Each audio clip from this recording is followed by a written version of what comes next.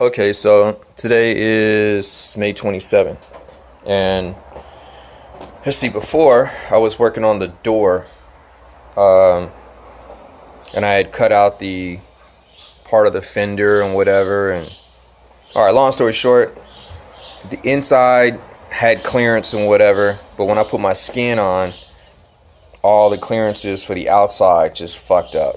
I don't even feel like fucking with it anymore. I have messed with this hinge for a long time, and at this point, I just want to see my car running and move on.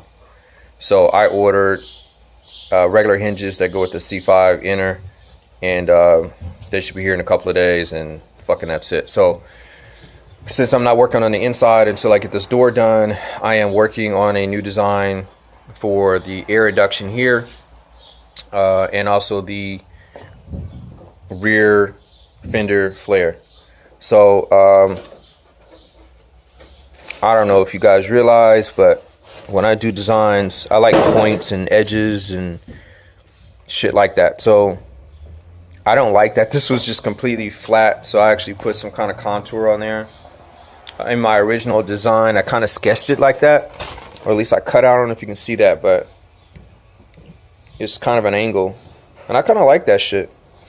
So and I did that years ago. So a lot of times I keep that shit around so that way I can just play with different designs, as you've seen, because I'm a visual person. I like to see the shit first before I start cutting on materials and doing it, because sometimes it doesn't look right, especially when you look at it from different angles. So that's what I'm doing now, and I got to figure out how this breaks up and then goes over to the air induction, because I whacked off the brake ducts.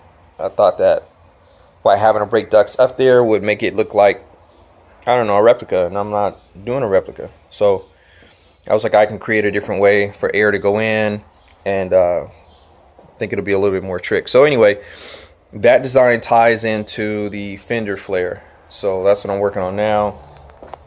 My big 22 inch.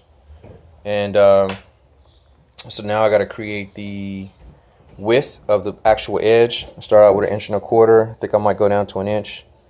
But I cut it out as 1.25 inches first, because you can always cut off and not cut on. So that's what I'm going to do. Put that up against, and mind you, I've done this already. Like, that's the old fender flare right there. It's actually in pieces. I've done this shit already. But this is, and I think that's 1 inch. And I actually kind of like that shit, because the smaller this is, makes the tire look bigger and shit. So, or it's more emphasis on it, and more emphasis on the flare.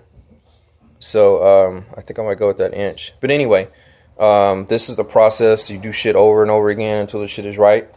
The other side is literally like done. The shit's like connected, because like I told you, I've done it. And so that means I literally got to rip that shit off to make it match on this side. But that's what's next up.